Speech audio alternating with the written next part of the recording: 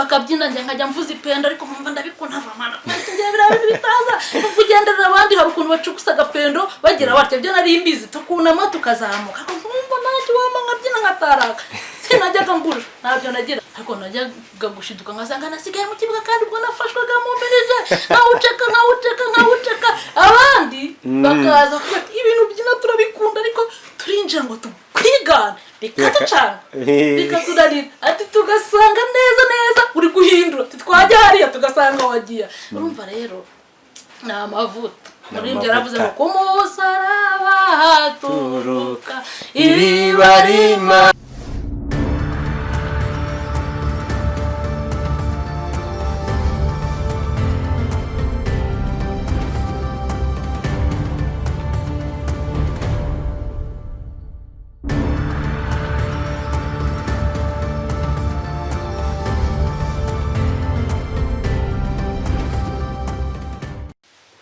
twongeye kubasuhuza abakurikiye Safiro TV.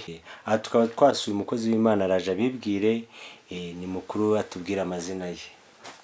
Murakoze nitwa Nyirakamana Alphonsine uzwi ku izina rya Birasengeye. Murakoze cyane. Abatwumva wenda bashobora kwibaza bati se ni biki bisengeye? Mbese hari abantu baba batwumva bahita bagira amatsiko bakavuga bati se ni biki bisengeye? Yego ndabisobanuraho byavuye ku ndirimbo nakoze usanzwe ndi umukozi w'Imana mu butumwa bwiza ariko haba n'umuhanzi kazi nkunda kuririmba kuko Yesu yarabimpamagariye arabimpa hanyuma mbona ko bikwiriye ko nanjye nemera umuhamagaro rero ndabishimira Imana. Mu ndirimbo rero naririmbye nakoze indirimbo ivuga ngo ibisazi byacu birasengeye ntabwo twasaze twiruka.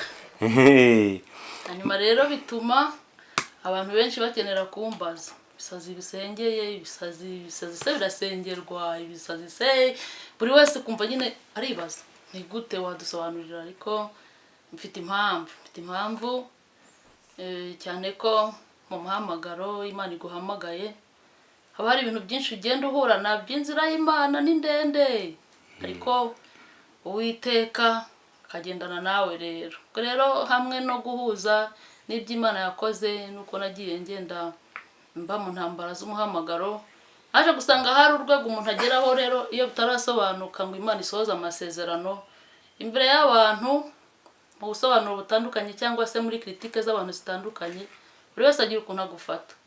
Hanyuma rero navuga ngo ibisubizo bitaraza cyangwa se isezerano ry'Imana ritarasohora umugambi w'Imana utarasohora ukiri mu ishuri ry'Imana mu ntambara buri wese aragufata akagushyira ashaka akavuga ati abantu bameze nk'abasazi akenshi ibintu by'amasezerano y'Imana iyo bitarasohora biba bisa n'ibidasobanutse hanyuma umuntu nyine akagushyira aho ashaka akavuga ati ibintu by'abarokoreye ibintu mbona bimeze nk'iby'abasazi kwizera guturuka mu by'Imana barakubwiye undi Imana ivugana n'umuntu abantu badahari hano hari Imana ikubwiye kugira ngo gihagararemo bigusaba ko ugenda uko nyine Imana ikuyoboye ariko uyu muntu mutari muri kumwe Imana iguhamagara Imana ikubwira ngo bizagenda gutya akenshi arakureba akavuga ati umuntu yaravangiye kuko ubundi na Bibiliya bivuga ko kwizera ari ukumenya ibyiringiro udashidikanya ko bitazaba ni ibintu bidahari rero mu isi bifatika ni ibintu bitaboneka ni ibintu umuntu atasobanukirwa ariko iyo bisohoye ishusho yo gusohora kwayo egare cyangwa se bihwanye ni igisobanuro. Amen. Wa muntu rero utarabona icyo gisobanuro agufata uko ashatse ndareba mbona mu nzira y'agakiza umuntu ashobora kwinjira mu gusenga umuntu ashobora kwinjira mu gukorera Imana henda ari mu buzima bumugoye bitameze neza bikomeye abantu bakajya bavuga ati yarayobye arasaze kuzura umwuka wera twuzura ntago wabisobanurira umuntu mu isi y'ibifatika ariko iyo uri mu mwuka birasobanuka zambaraga z'umwuka wera zikurikirana bya bintu kugeza ubwo buri kantu kagenda gasobanuka hanyuma abantu bavugaga batameze nk'umusazi ibintu byo nibisobanutse bikabona ireme bikabona urufatiro bikabona icyerekezo bikemerwa. Ni muri ubwo buryo nabivuzemo kuko mu nzira yanjye yo gukorera Imana yajyaga imbwira ibintu bimeze nk'ubwiru bikomeye hanyuma rero mu gutegereza ko bisohora buri wese akajya abona ko ahari ntayobye. Ariko nararebye ndavuga ngo Pawulo yageze yandika amagambo aravuga ngo bene data ko tuzasa n'ikurerekanwa ariko Yesu nerekanwa tuzasa nawe. Rero hari igihe Yesu yerekanwa ukiri ku isi akakwiyereka abantu bakamubona. Si ukuvuga ngo tuzamubona ko tugiye mu ijuru gusa, ahubwo na hano ku isi tugihari Yesu ajya yiyerekana. Iyo yerekanye rero bya bintu bimeze nk'ibidasobanutse birasobanuka. Nta cyerekezo wari ufite kirabonetse, nta miyoboro wari ufite irabonetse, na ubuzima bwawe bwari budahagaze neza, Imana iguhaye umurongo w'ubuzima. Niho rero bavuga ngo Yesu yahishuwe ukiriho akiyerekana hanyuma icyerekezo kikaboneka. Ibisazi bisengeye rero n'inzira ndende, harimo ubuhamya butandukanye, ibyiciro bitandukanye by'ubuhamya mu muhamagaro. Tumva mu gukorera Imana, njye natangiye gukorera Imana mfite imyaka 6, ni naho umuhamagaro wo kuririmba waziye. Hanyuma mpamagarwa n'Imana ndi umwana muto kuri iyo myaka. Ntabwo ari ibintu umuntu wese yapfa kumva, ariko Imana ikoresha abakuru, Imana ikoresha abato, Imana ikora uko ishatse. Iyo yumviye mukagendana bigenda neza. Ndibuka bijya kuza nari mu murima ndi kumwe n'ababyeyi banjye turi guhinga, ariko umwana w'imyaka 6 mu by'ukuri abahinga se ikintu kwigana abahinga n'agasuka gatoya kamwe bita ngo ni nyirabunyagu cyangwa abandi bavuga ngo ni incyamuro cyangwa agafuni. Hari hashize agafuni, yego nakoze birasa nibyo. Hari hashize iminsi mike ngiye gusenga, kuko iwacu ntago bari bakishijwe kandi nta nubwo batwemerera kujya mu bintu by'abarokore. Hanyuma abana b'abaturanyi ndabakurikira bimwe by'abana, avuga nanjye reka ngende njye mu rusengero ndebe ukuntu abandi basenga. Ndabyibuka icyo gihe umukecuru wanjye yansanzeyo, aza afite umujinya ukomeye, aravuga ati wa mwana we ibi wakoze ni ibiki, ibi bintu by'abapene wagiyemo bikomeye. Ndabyibuka icyo gihe arimo kuzaga naho ndi afite nyine umujinya nk'umubyeyi, kurumva ko nari nagiye nta burenganzira nta ruhushya, nari nakoze amakosa birumvikana. Hari umudamu wabaga mu bana wabigishaga, ndamwibuka, yitwa Costasia, yahise yuzura umwuka wera. Uko barimo kuza banyaha we yuzura umwuka wera, aravuga ngo uyu mwana Imana iramutoranyije kabisa. Haleluya, andahambikaho ibiganza atigita. Ibyo nabyo rega nabyo ni ibisazi bisegeye, umuntu utazi ahantu bivuye aribaza ubusa uyu muntu. Hari kuntu buzura umwuka wera kumva aravuza indimi, ibintu bidasobanuka. Ikinyarwanda cyabyo utavuga ngo ijambo avuze risobanura gutya, ariko yinjiye ahandi mu yindi si, muri za mbaraga nisa ngo ni imbaraga zimeze nk'ibisasa ariko bisobanutse, biryoshye, bikeye kandi bitagatifu muri make. Hanyuma izo mbaraga zimufashe, aravuga ngo uyu mwana Imana iravuze ngo azayikorera, iramuhamagaye. Arangije arongera arahindukira abwira umukecuru ngo kandi ugende utangariza umuryango ko muri uriya muryango wanyu Imana igiye gutoranyamo abantu bazayikorera. Ibyo kuvuga ngo arankanira cyangwa aramberera nabi byarangiriye aho. Yamanukanye imbaraga, aragenda arabegeranya bose, harimo abanyagatulika, bakarisamatike, babandi babarejiye Kiliziya ntagatifu, bose babandi babyubahiriza. Aravuga ati mwajya mu Kiliziya mwakwambarisha pure mwagira muti tegeye sindi umupene, ariko hari ikintu Imana y'abapene ngo yavuze da, yavuze ngo mujye musengera hamwe, Imana igiye gutoranya abantu bazayikorera. Ubwo buri wese atangira kujya asenga, gasenga avuga ati Imana ndashaka ko nanjye ntoranya. Hari mukuru wacu wo kwa papa yarabirimo cyane, yarabifiringaga, aravuga ati nge nzajya mbabyutse saa 9 z'ijoro ajya gusoma ishapuri. Yaheraga ruhanda tumenaho amazi, nta soni. Muraryamye, Imana y'abapene yavuze ngo iki? Ntabwo yavuze ko igiye gutoranya abantu bazayikorera muri uru rugo mwe murasinziriye. Tukabyuka tubyiringira amaso, nkaza numva byambangamiye, mwebwe umuntu abayiryamiye bimwe by'abana hifitiye n'ibitotsi. Iyo Mana ubundi Imana y'abapene, iyo Mana y'abapene muri uru rugo. Ibyo ni ibintu ati nimusenge, yavuze ko izatoranya abantu, muraryamye nta soni, nta byo kuryama birimo, tujya kubwira ya Mana ati Mana rwose yamubarokore waravuze ngo uzatoranya umuntu abantu bazagukorera muri uru rugo. Ntago Imana buriya ni umukozi w'umuhanga, irumva. Narabibonye hashize iminsi mikeya, nkajya ngenda hakurikiraho abana b'abarokore, ariko urumva isezerano ry'Imana ryanjeho ubwo ko nanjye mbaye umukozi w'Imana, nubwo ntari mbisobanukiwe, ariko Yesu yabigenje neza, ngenda mbibona, ngenda bisobanura. Imana igenda itwigisha, igenda idukuza, ikakunyuza mu bigerageza, ukanyura mu ikosi ry'Imana. ugasobanuka. Biza rero kurangira nanjye ngira icyizere n'Uwiteka. Navuze ngo rero icyo gihe ndi mu murima ndi guhinga nibwo marayika w'Umwami Imana yangendereye ndi kwigana abahinga, dore ko guhinga ntari mbishoboye. Ngewe nabonye Imana bwa mbere mbona ari umugabo w'umuzungu. Yego. Umuzungu amagara ari imbere n'agasuka nkafite nyavuga ni mama yiwe ni dore umuzungu. Uri mu murima. Umuzungu mu murima. Kumanywa. Kumanywa hari nka 3 z'amanywa twari benshi nyine bahinga nanjye ndimo mbigana. Dore umuzungu nuriya muzungu uri kumureba umuzungu ari kumbwira ngo senga mwana wanjye nje kugutoranya. Muri make weretswe kumanywa. Imana rumva nabyo birasengeye. Ugira amahirwe. Nabyo birasengeye. Ntabwo ari ibintu umuntu wese yabasha gusobanura, ariko ibyo ni iby'Imana, iby'umwuka nibyo bitagatifujwe. Yego. Mu bigaragarira amaso y'ibifatika bisa naho bidafite formula ariko birakase. Amateka birasobanutse ubundi biranasobanutse. Birakaze. Uko bimeze. Ubwo rero yarambwiye ngo zamura ijwi ryawe usenge cyane nje kugutoranya, ariko Imana ivuga neza nubwo njye nayibonye mu ishusho y'umuzungu, ariko Imana ivuga neza. Yego. Imana ivuga ituje, Imana ikugenderera mu buryo wumva koko narabikunze birandyohera. Kandi reka nkubwire ikintu gikomeye hamwe n'urugendo rwo gukorera Imana mu muhamagaro, uzi ko wa muzungu ajya agaruka inshuro n'ubu ndakubwiza ukuri nawe ndamubona mu kanya. Imana ishaka kungenderera cyangwa se ndi mu bihe byiza byo kubana n'Imana. Ku mahirwe wenda nagize guhamagarwa n'Imana ni kimwe, ariko nanone kugendanye n'Imana mu muhamagaro ni ikindi. Yego. Imana ijya insura. Imana ijya insura.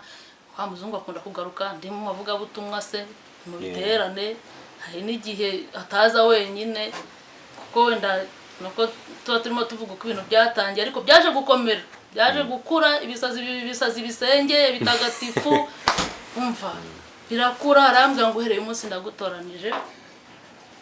Yego. Kandi nkugabiye umurimo wanjye kugira ngo unkorere. Numva ntabwo nari nzi ibyo gukorera Imana. Uwo muzungu reka mvuga ngo ni umuzungu, ariko abatwumva badukurikiye ni uburyo niyo shusho nabonyemo Imana inyiyereka bwa mbere mpamagarwa. Iza mu buryo butandukanye. Arambwira ati uhereye none nkugabiye umurimo wanjye kandi nkuruje umwuka wera. Nibwo navuze mu rurimi rushya rwo mu ijuru rubaho, ngewe ndabyemera ndanabihamya. Kuko narabibonye atari ibyo umuntu yize, atari ibyo waborotse, atari ibyo wigishijwe n'umuntu. Kuva mbwira ngo zamura ijwi ryawe usenge nkiri muri uwo murima imbere y'abantu, amasengesho nasenze yo ntayo nibuka, ariko nzi ko nasenze bikarangira bikomeye, ibisazi bikaba bisengeye, ndatigitana n'umuhini, amavuta yo mu ijoro aramanuka, ubuhanuzi buramfata. Aleluya. Amen. Nagiye kumva numva abaturage bo hakurya bari guhamagara yemwe kwa runaka, ariko uwo mwana ko ari kuvuga cyane yabaye iki, ariko urumva hari ibintu bidasanzwe bisengeye bishyashya byera. Yego. Byari byamfashe ndabishimira Imana. Wa muzungu arambwira ngo uhereye none nkugabiye umurimo wanjye, kandi akazi kanjye nguhaye mu rugendo tugiye gukorana rw'inzira y'agakiza nzagendana nawe. Arambwira ngo uzahuriramo n'ibikomeye byinshi, ariko nzagukomereza kugira ngo uzakomeze abandi. Asifiwe Yesu. Amina. Umva gukomera kugira ngo ukomeze abandi n'ubuhamya bw'ibyiciro kabisa. Ariko ndashimira Imana ikomeza umuntu, ntigukomereze kuyikoza isoni, ntigukomereze guseba, ikagukomereza kugira ngo n'abandi bazakomere. Mu Kinyarwanda cyumvikana ni ibintu by'agaciro kuko ubaye umuntu w'umumaro. Arambwira ngo utangiye umurimo wanjye utangiriye mu kundirimbira. Yego. Arambwira ngo uzahera mu mirimo y'abaturage uririmba. Bazaba bahingira inzoga n'ibigage. Bazajya bava ku kivi bahinga, bahinge nawe uririmba. Ndashimira Imana. Ngayo nguko. Umurimo w'Imana. Umurimo w'Imana ni mwiza. Iyo ukoreye Imana neza ugera kure, ukoreye Imana neza ibintu birahinduka, utangira ubona nta kigenda, ugatangira ubona bidafatika, ariko umurimo w'Imana ni amateka. Harimo intambwe ikomeye, Imana iguhamagaye iba ifite ikintu cyitwa inshingano yo kukurinda no kugukomeza. Ubwa Yesu Kristo umwami wacu. Nkunda kuvuga ako kajambo. Arambwira ngo uzatangirira mu mirima y'abaturage.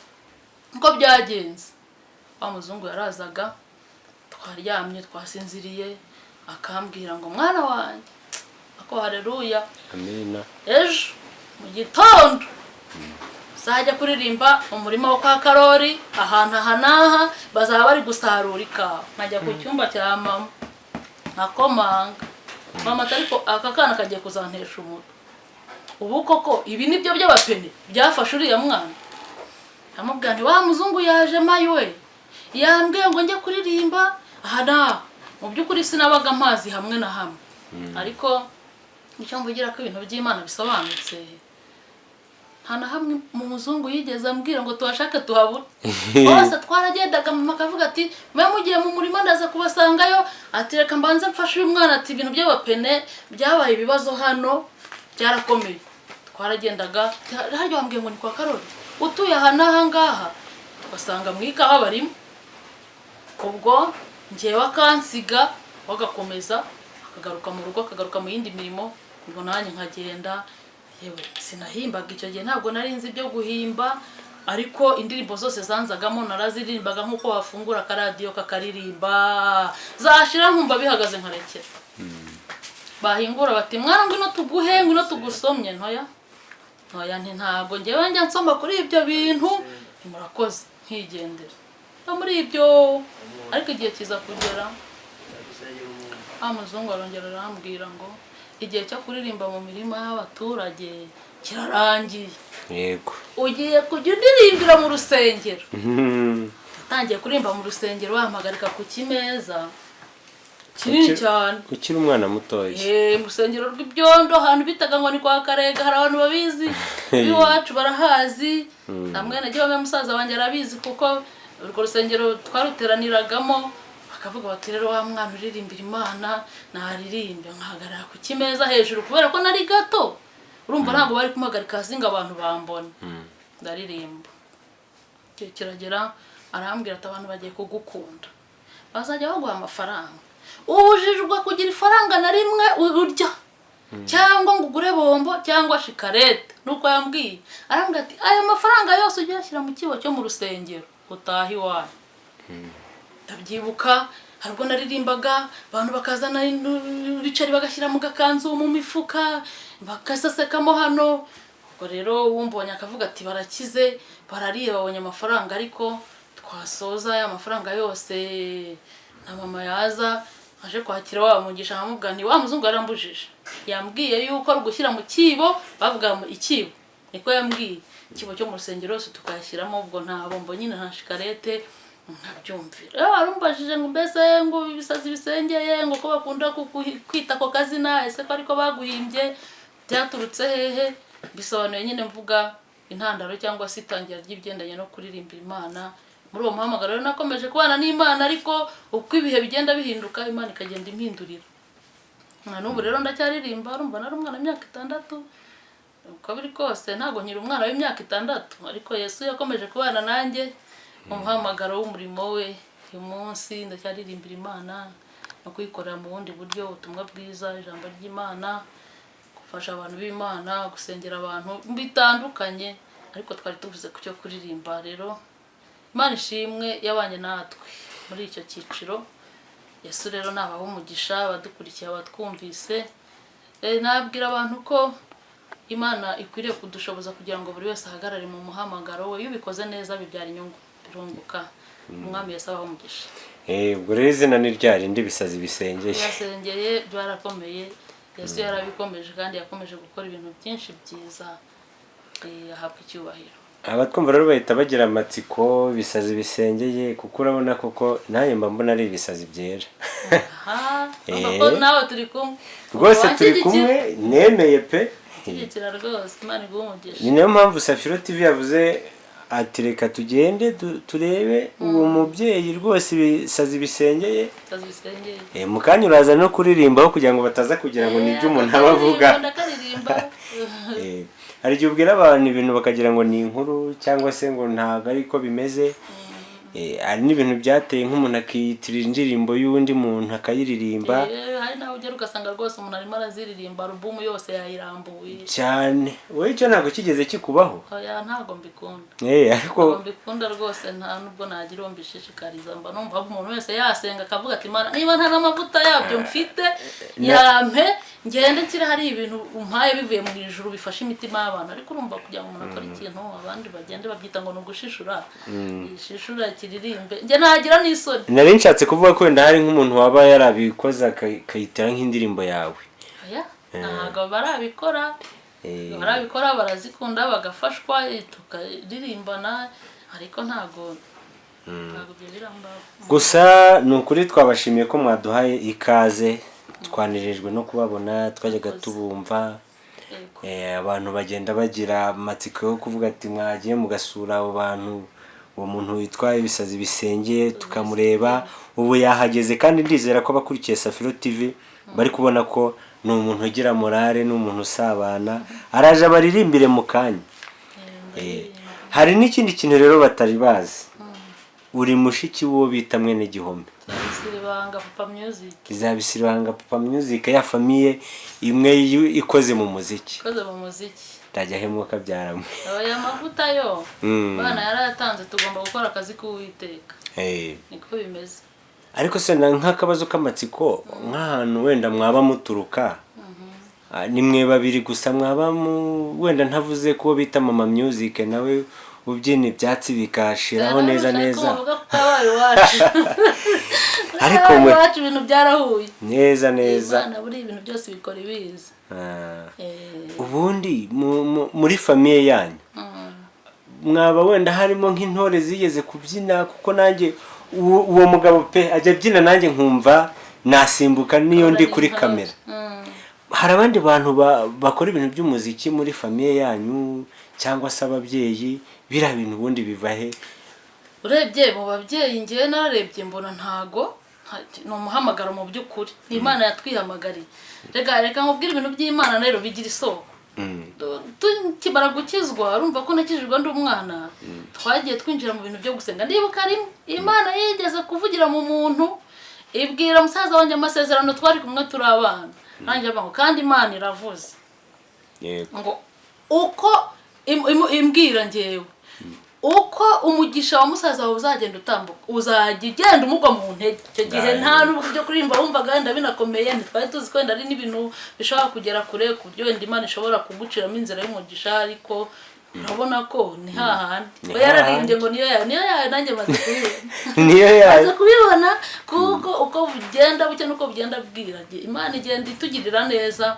Naho ibigendanye rero wenda no kuvuga ngo ni impano twakomoye kuri ba data ba mama siko mbibona, ariko Imana yaraduhamagaye.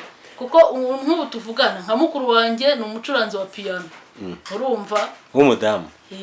Yarayishatse arabyara abana be, maze kubona ko nabo umuhamagaro wabafasha. Urumva bimwe nakubwira, acuranga drumu agacuranga na sente. Urumva umutware w'uwo mudamu nawe n'umucuranga. Urumva rero biragenda bidufara. Kugeza ubu tuvugana maze kubona ko abana banjye bafite umuhamagaro wo gucuranga. Mfite akana k'imyaka 6 kari gukubita ingoma za durumu. Ejo bundi rwose nawe turatumushyize ahagaragara nabaza yamamaza Imana, kuko namubonye mu muhamagaro w'ingoma kandi rwose harimo arabikora neza. Urumva rero ni Imana ibikora, ni Imana ibikora. Gusa hari igihe cyageze hamwe no gusenga Imana ikajya imbwira iti mwana wanjye ninjye waguhaye impano yo kundirimbira. Buriya ntago nari nzi ibintu byo guhimbaza. Kandi bajyagamo bakabyina njye nkajya mvuza ipendo, ariko nkumva ndabikunda vamana. Ngiye birabindi bitaza kugendera abandi hari ukuntu bacukusa agapendo bagira batya byo nari imbizi tukunama tukazamuka. Nkumva nacyo wama nkabyina nkataraka. Sinajyaga ngura nabyo nagiraga. Imana irambite wansabye kukungirira ndabiguha. Haleluya. Amen. Rero iyo urimo no gukorera Imana ugenda usenga Imana igwicyerekezo cyiza bintu bigacamo. Uzu kuntu nagiye gushiduka nkasanga ndabyina nkatakura kabisa. Umbaza ibyari byo birasengeye byaramfasha.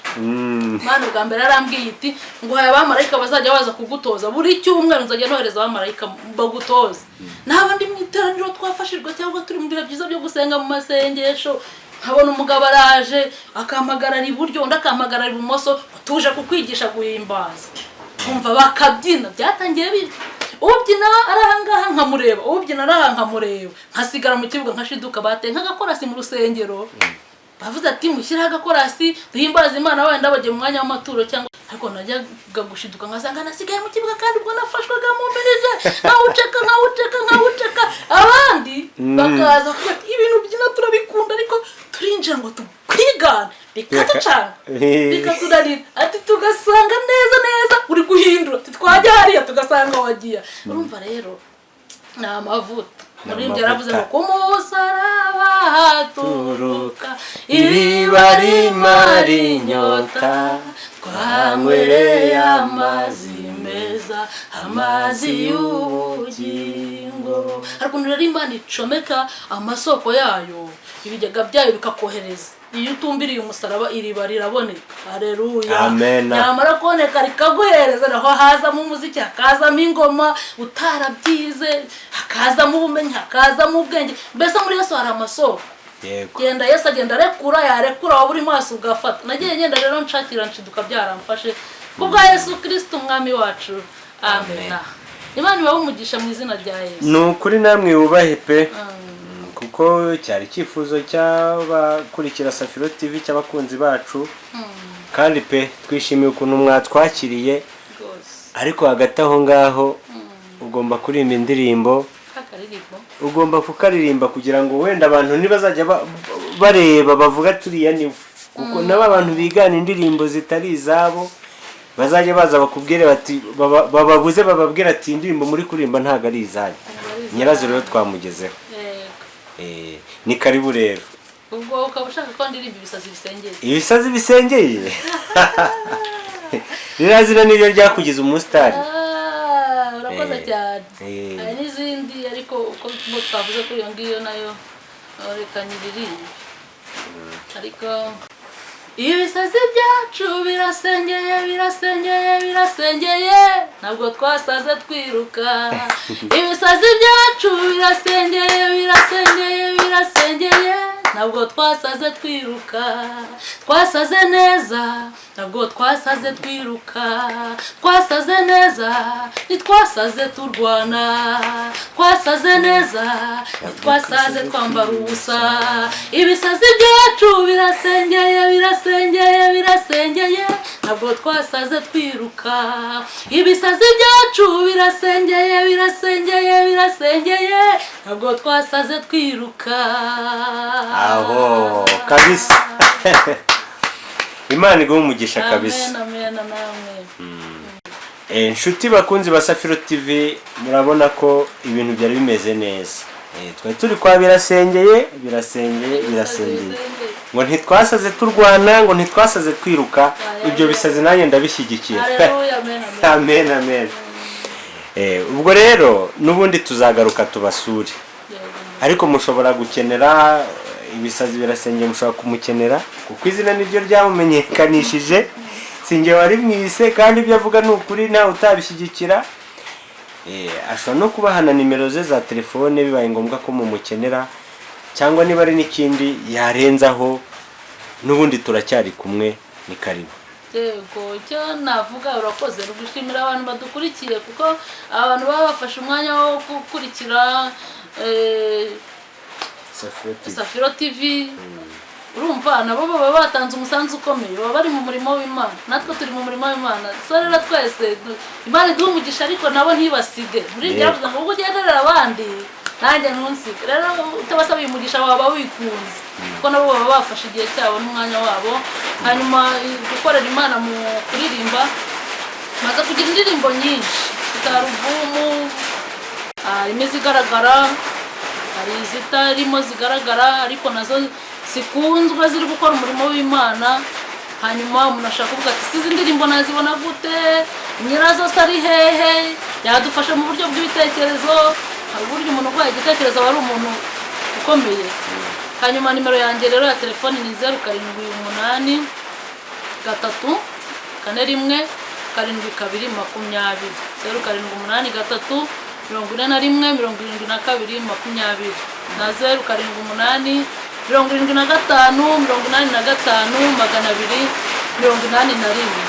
hanyuma wampamagara se nta kibazo byose ni ugushyigikira umurimo w'Imana Imana ibahe umugisha mfite channel ya YouTube yitwa Birasengeye izo ndirimbo wazibonaho hari izisohotse vuba, hari zari zimaze iminsi turimo turirimbana n'abakunzi banjye, barahari badushyigikira mu murimo w'Imana.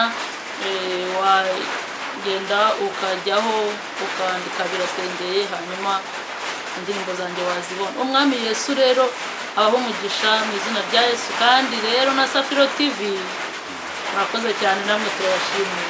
Murakoze, Imana ibahe umugisha. Amen, amen.